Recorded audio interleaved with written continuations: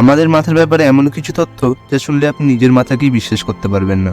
সবার প্রথমে, আমরা ঘুমিয়ে পড়লে আমাদের মস্তিষ্ক চুপচাপ নিজের কাজ করে যায়। মানে সারাদিনের বিভিন্ন বিষাক্ত চিন্তা ভাবনা আমাদের মস্তিষ্ক ঘুমানোর সময় পরিষ্কার করে, যেন পরের দিন আবার সেগুলো ভাবতে পারি। আর সব থেকে বড় কাজ তো, আমরা ঘুমিয়ে পড়লেও আমাদের কিছু অঙ্গকে জাগিয়ে রাখে, যেন চিরদিনের মতো না ঘুমিয়ে পড়ি।